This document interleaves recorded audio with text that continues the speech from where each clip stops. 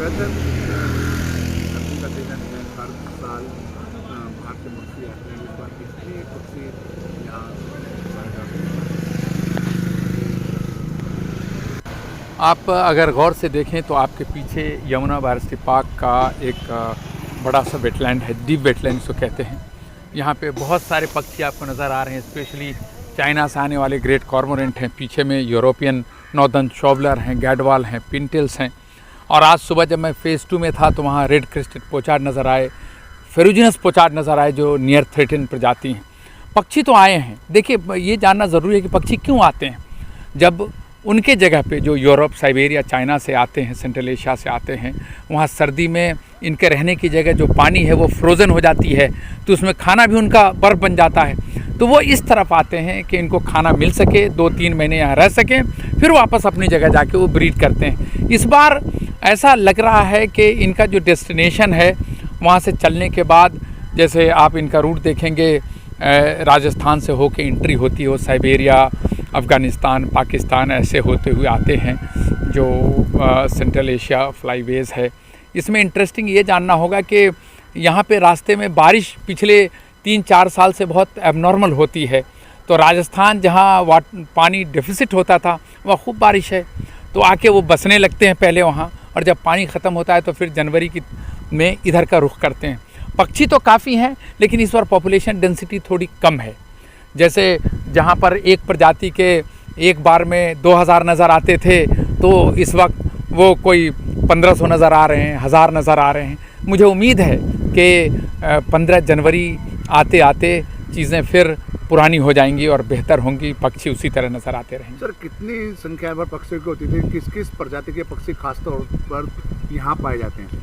जैसा मैंने आपको बताया कि अभी जो मैं देख पा रहा हूँ, यहाँ पर नॉर्दर्न शॉबलर है जिसका हरा सिर नज़र आ रहा है, गैडवाल है, नॉर्दर्न पिनटेल्स है, ये सब टफ्टेड डक है, ये सब नज़र आ रहे हैं। और सुबह हमने फ़ेज़ 2 जो एक्टिव फ्लड जोन में है यमुना बायोस्फीयर पार्क का, वहाँ रेड क्रेस्टेड पोचार्ड भी नज़र आए। उनका सिर बड़ा लाल सुंदर होता है, और एक वाइट टाइप पोचार्ड या फेरुजिनस पोचार्ड कहते हैं, वो नियर थ्रेटेंड है।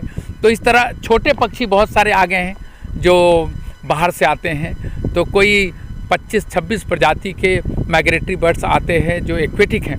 उसके अलावा बहुत सारे टेरेस्ट्रियल आते हैं जो ऊपर से हाई एल्टीट्यूड से आते हैं। जैसे आप देखिए grey headed canary fly catcher बहुत सुंदर नज़र आ रहा है, चारों तरफ भाग रहा है। टाइगर फ्लाई कैचर नज़र आ रहा है। तो सब मिला के कोई 30-35 प्रजातियां हैं जो माइग्रेट करके इस पार्क में हर साल आती हैं। तो आपकी तरफ से क्या तैयारी रहती है, क्या अरेंजमेंट रहता है पक्षियों के स्वागत के लिए? हम लोग तो जनरली आप देखेंगे तो एक बार पैसे खर्च करके इस वेटलैंड को हमने रिस्टोर कर दिया। आपने देखा है कि कालांतर में ये वेटलैंड कैसे बढ़े हैं और इसमें कितना साफ़ पानी है, इसमें एक्वेटिक वेजिटेशन है। तो पक्षियों की तैयारी इसमें ख़ास करने की ज़रूरत नहीं होती, ये सेल्फ सस्टेनेबल है। पक्षी आया, इन्होंने अपनी ड्रॉपिंग्स दुनिया भर इसमें दी, फॉस्फेट बढ़ गया, पौधे उगे, ये पौधे खा गए, फिर अगली बार फिर पौधा होगा, फिर खा गए। तो ये एक सस्टेनेबल आप ऐसा सिस्टम बन गया जो सेल्फ सस्टेनेबल है। तो हमें थोड़ा ध्यान देना, जैसे ये ट्रेल साफ़ हो जाए, आप यहाँ तक कैसे पहुँचें। अगर बात करें सर राजधानी दिल्ली की यमुना को देख के भी बाहर से काफ़ी प्राणी आते रहे हैं, तो यमुना के किनारे कुछ नए बायोडायवर्सिटी पार्क बनाने का प्लान आप लोगों की तरफ से सरकार को है? देखिए, ये भी यमुना के किनारे ही है और मुझे उम्मीद है कि इस तरह की और भी योजनाएं आएंगी जो यमुना को साफ़ करने में और यमुना में खोए परिंदों को फिर से लाने में मददगार साबित होगी। बात की जाए सर, ये ओखला भी बायोडायवर्सिटी पार्क है, ये बुराड़ी जगतपुर में भी है सर। दोनों तरह में यहाँ खासतौर से साफ जल वाले पक्षी पाए जाते हैं, वहाँ गंदगी है, गंदगी वाले पक्षी पाए जाते हैं। तो कितना दोनों में फ़र्क है? नहीं, देखिए, ओखला तो बर्ड सेंचुरी है, बहुत बड़ा एरिया है और वहाँ मोज़ाइक ऑफ हैबिटेट भी अच्छा है, तो वहाँ बड़े बॉडी साइज़ के पक्षी नज़र आते हैं, ऐसा नहीं कह सकते। प्रदूषण है, गंदगी है, लेकिन वो एक तरह से रेस्टिंग साइट है वहाँ पे।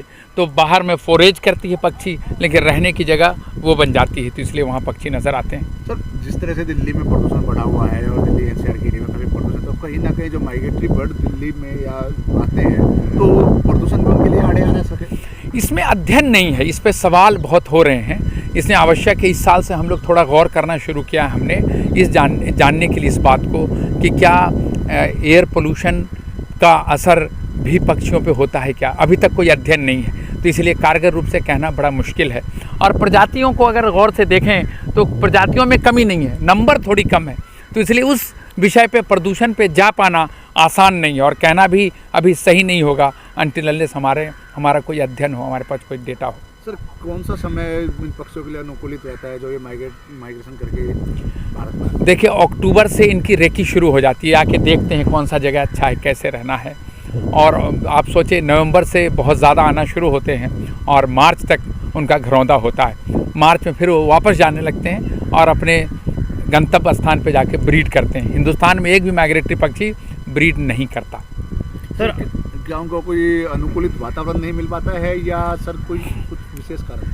नहीं, यहाँ ब्रीड कैसे करेगा, उसको तापक्रम चाहिए ना विशेष। जो साइबेरिया से आया पक्षी यहाँ जब ब्रीडिंग का समय आएगा उस वक्त यहाँ गर्मी हो जाएगी, तो कैसा ब्रीड करेगा।